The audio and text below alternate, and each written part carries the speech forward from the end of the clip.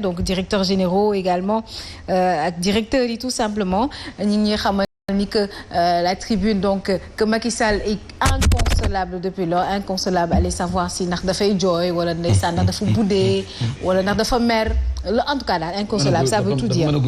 waaw wala mënagul digérer daal en tout cas waxuma ko nag du samay kàddu journaux yi ñoo ko wax te ci suba alors le président et patron de Benno Bokk Yaakaar donc s'apprête à prendre des décrets tout simplement ah xam na ni ginnaaw jóge nañ ci local bi moom dañuy daal di former benn gouvernement bu yees ànd ak suñu premier ministre bu bees mën na nekk Mamadou Fofana mën na nekk Birahim wala Mame Mbaye Ndiaye pas moi mën na nekk de. N'est-ce pas Birahim? S'il s'agit de commenter la une du quotidien Tribune, Macky Sall inconsolable menace. Il menace qui? Inconsolable ci naka. C'est lui qui a choisi. Quoi qu'on puisse dire, ñëpp ñi nga xamante dañoo dem ci ay élections pour la mouvance présidentielle pour Benno Bokk Yaakaar le soir ci li ñu woowee bi ñuy def seeni investiture moom moo signé moom moo ne ni diw na dem bërëb sàngam am na ñu ñëw xaw ko forcer ne ko président jox ma dinaa gagner mais prenons juste le cas de Dakar au tout début bi ñuy wax wàllug investiture ñaari nit ñoo taxawoon ñu ne kenn ki bàyyil keneen ki mu gérer la coordination nationale c'était entre Abdoulaye Diouf Sarr et Amadou Ba. Les gens avaient dit au début am na ñu jàpp ni Amadou Ba moo waroon nekk le candidat pour Dakar ñu ne ko da ngay bàyyi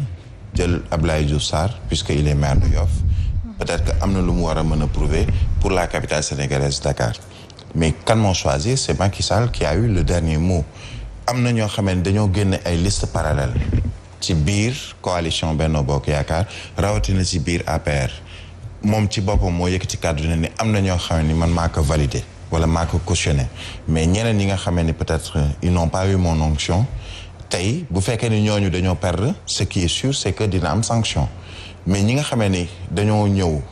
mu teg leen parce que il a eu li ñu woowee ay éminence grise yu nekk wër ko moom président Benno Bokk Yaakaar président de la République ne ko non bul jëlal diw donc tey s'il y a une responsabilité elle est d'abord sa responsabilité avant d'être celle peut-être des différents candidats yi nga xamee ni ñoom ñoo nekkoon ci jogante yi donc il est vrai que prendre des décrets comme ni nga ko waxee Yacine c'est normal parce que il va vers la formation d'un nouveau gouvernement ce qui est sûr c'est que ce gouvernement dina am ñaari aspect est-ce que ce sera un gouvernement politique surtout que ñu ngi jëm ci ay élections législatives mu am nërmeelu boo xam ne gis nañ ko au niveau de certaines grandes villes ci Sénégal est-ce que day doon gouvernement boo xam ne day am ñaari xarkanam yu ci am muy ay technocrates ñoo xamee ni liggéey moo leen tax a jóg di ñoo xamee ni ay politique la ñu dañ boole liggéey mais tamit boole politique pour aborder les prochaines joutes électorales ci anam bi gën c'est également une question parce que quand même après les locales comme le disait Mahmoud Saleh mbir mi nekkatul mbiru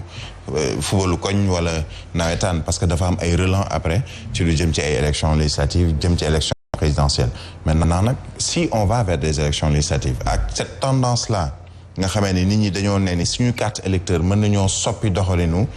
ñi fi nekk tey di nguur gi mais dañ koy tàmbale ci élections locales yi si jamais cette tendance se poursuit jëm ci élections législatives xam nga fu muy mujjee ñu ne dafay am cohabitation par exemple que l'opposition a gagné la majorité am seeni députés majoritaires à l'Assemblée nationale imposer cohabitation président de la République daanaka c'est le pousser à la sortie ci 2024 déjà donc le débat autour d'un troisième ou d'une troisième candidature pour 2024 ne va plus se poser maintenant aujourd'hui je suis pas dans sa tête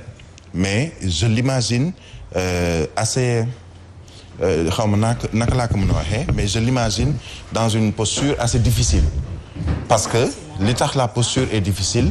il y a certains qui sont des travailleurs bu dee côté technocrate ñu nekk ñoo xam ne ñàkk nañu seeni élection je donnais tout à l'heure à Fofana mon cher ami l'exemple de Amadou Hott c'est sa première sortie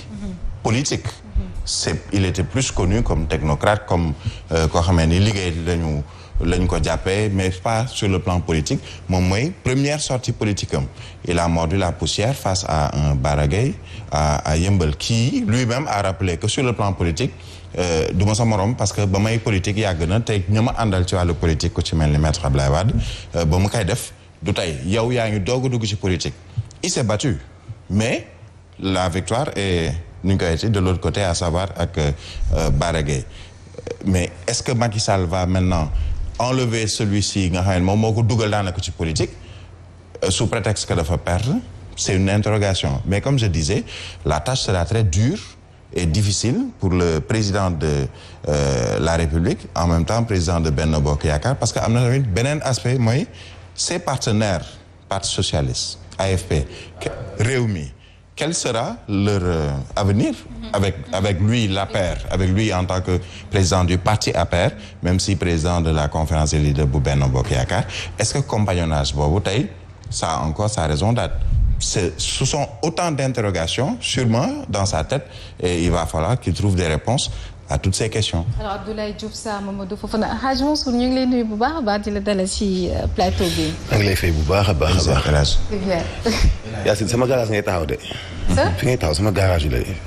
fi ngay garage oto sama garage. maa ngi jégalu bu subaa du ma fa taxaw. loolu du ñu boole yow tamit nag yaay sama xarit yaay sama nijaay du dëgg alors Mamadou je disais tout de suite que Amadou Hott ak Abdoulaye Diouf Sarr ñoo nekkoon ministre yi ñu gënoon a ràññee ci jongante bi élection locale yi nga xamante ni moom la ñuy génn tey jii ils auront pas la tâche facile parce que fi mu ne faut que ñoom it ku si mel ni Abdoulaye Diouf Sarr mu justifier justement sa double défaite on va dire. Pourquoi en vouloir à Abdoulaye Diouf Sarr? Non, pas particulièrement. Oui, c'est non, juste mais non, une question. Macky Sall la d'accord. Je m'adresse au président de la République. Qui a choisi Abdoulaye Diouf Sarr? Moom moo ko choisi parce que dualité moo amoon moom ak ki nga xam ne moom mooy Amadou Ba. Amadou Hott kan moo ko yóbbu yëmbal? moom.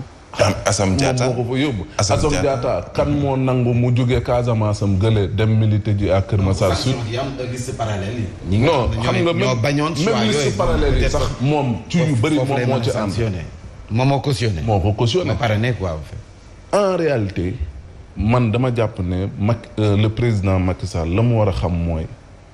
lu njiig njaag moom mooy njaag parce que moom la sénégalais yi sanctionné. du leneen du dul loolu bu ko wekkee Abdoulaye Diouf Sarr Amadou Hott keneen ak keneen c'est vrai que am na ci ñenn ñoo xam ne moom seeni comportement moom c'est à dénoncer parce que arrogance réewande ba pare li jëm ci wàllum luubal xaalisu askan wi surtout